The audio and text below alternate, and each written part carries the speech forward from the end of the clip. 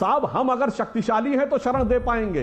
ये जग नहीं सुनता निर्बल जनों का शांति प्रवचन, शीश है उसको झुकाता जो कर सके रिपुमान मर्दन। आगे क्या कहा गया है? इस प्रकृति में सब नहीं है श्रेष्ठ मानव, व्यक्ति भी है राष्ट्र भी है जो प्रकृति के घोर दानव। तो हमें कीने हिजाजी का बेबाक बेड़ा, निशा जिसका अक्साए आलम में पहुंचा, न दीना में अटका न मंजिम में टटका, मुहाजिर हुआ कोई इंसान न जिसका। और आगे लिखा किए पे सिपर जिसने सातों समंदर, वो डूबा दहाने में गंगा के आकर। साहब वो हमारी शक्ति की वजह से था, हमारे अंदर की ह्यूमिनिटी की वजह से था ऐसा। जय श्री राम दोस्तों, मैं प्रवक्ता हिंद स्वागत करता हूं अपने इस तड़कते भड़कते नए वीडियो में।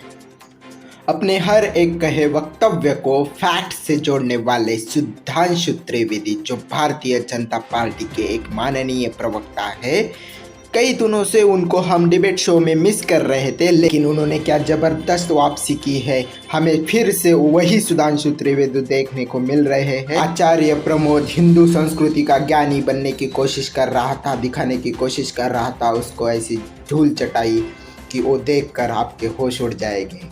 भैया फैक्ट धारी प्रवक्ता है वो, उनसे पंगा मत लेना। तो आइए देखते हैं इस वीडियो में।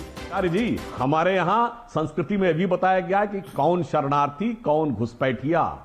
राजा परीक्षित के बेटे जन्मेजय, जिनके लिए कहा गया था, श्राप था कि कोई सांप आकर काट जाएगा, उन्होंने पूरी सुरक्षा कर ली थी, फिर भी एक घुसपैठिया तक्षक आ गया था और उसने उनको डस लिया था। इसलिए हमारी संस्कृति तो इतनी उदार है कि नाग पंचमी अभी गुजरी है, नागों को भी दूध पिलाते, पर जरूरत पड़ने पे जन्मेजय की तरह नाग यज्ञ भी कर सकते हैं, जिसमें सारे नाग आकर स्वाहा हो जाते हैं। तो दूध भी पिलाते हैं परंपरा हमारी मित्र, किंतु नाग यज्ञ का विधान नहीं भूले हैं। तो शरणार्थी और घुसपैठिए का नीर छीर विवेक हमें भारतीय संस्कृति भली भांति समझाती है। सर्पराज तक्षक का जिक्र किया। राजा परीक्षित को जब डसा था तो वो घुसपैठिया नहीं था, लेकिन वो उनको शाप दिया गया था एक ऋषि के द्वारा, उसका एक प्रसंग आपने सुनाया। वो घुसपैठिया नहीं था, वो सर्पराज तक्षक था, उन्होंने राजा परीक्षित को डसा था। इस श्रीमद् भागवत में पूरा उल्लेख है। परीक्षित को श्राप मिला था, इसलिए उन्होंने खंभे के ऊपर महल बना दिया था, कोई सर्प न जा पाए। मगर जानते तक्षक कैसे पहुंचा था?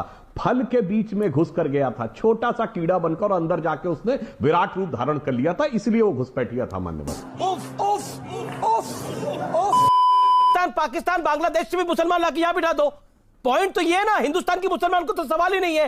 कल तक यहां पर एक लॉबी काम करती थी जो कहती थी कि भारत में मुसलमान सबसे ज्यादा असुरक्षित है। नसरुद्दीन शाह कहते थे, आमिर खान कहते थे कि मुझे तो बड़ा डर लग रहा है जी, हिंदुस्तान के अंदर थर थर कांप रहे हैं हम। लेकिन अब भारत सबसे अच्छा देश हो गया मुसलमानों के। महान क्यों है भारत? महान क्यों है भारत? महान इसलिए है कि भारत अपने सुख के लिए प्रार्थना नहीं करता, प्राणी मात्र के सुख की, प्राणी मात्र की रक्षा की प्रार्थना करता है। बात पे आता हूं, आवश्यकता पड़ने पे हमने शरण दी है। जब जहीर शाह का तख्ता पलट हुआ था, अफगानिस्तान के शाह थे, सबसे पहले भाग के भारत आए थे, बाद में स्विट्जरलैंड में जाकर और पेरिस में जाकर सेटल हुए, तब भारत ने उनको रास्ता दिया था।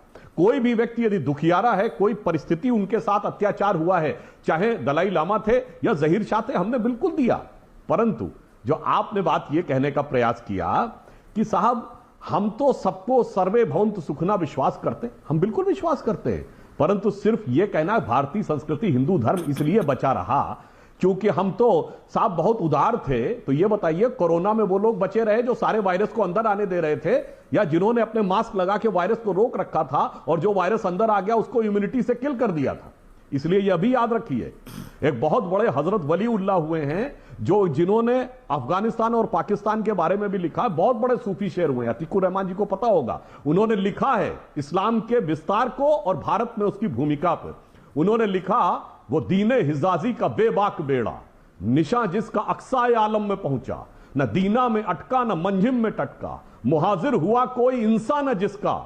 और आगे लिखा किए पे सिपर जिसने सातों समंदर, वो डूबा दहाने में गंगा के आकर। साहब वो हमारी शक्ति की वजह से था, हमारे अंदर की ह्यूमिनिटी की वजह से था। ऐसा नहीं था कि ये जो पढ़ाने का प्रयास किया जाता है मैकाले और मार्क्स के प्रभाव वाले इतिहास में, इसलिए हम कह रहे हैं बिल्कुल साहब हम अगर शक्तिशाली हैं तो शरण दे पाएंगे। ये जग नहीं सुनता निर्बल जनों का शांति प्रवचन, शीश है उसको झुकाता जो कर सके रिपुमान मर्दन। आगे क्या कहा गया है? इस प्रकृति में सब नहीं है श्रेष्ठ मानव, व्यक्ति भी है राष्ट्र भी है जो प्रकृति के घोर दानव। तो हमें यह देखना पड़ेगा ना, सद्गुण है, बहुत अच्छी बात है। वीर सावरकर ने कहा अगर आप गलत समय पर सद्गुण दिखाएं तो सद्गुण विकृति हो जाती है। इसलिए आप धर्माचार्य हैं तो धर्म की गति इतनी स्थूल नहीं होती है कि 2 वाक्यों में बता सके। सूक्ष्म गति से देखिए, वहां समझ में आएगा कि यह गलत है और यह सही है। आपके हिसाब से इन दोनों में से कितनों कौन ज्यादा सही लगा, कमेंट करके जरूर बताइए। भविष्य में ऐसे ही एक से बढ़कर एक वीडियोस देखने के लिए हमारे इस YouTube चैनल को सब्सक्राइब कीजिए। धन्यवाद।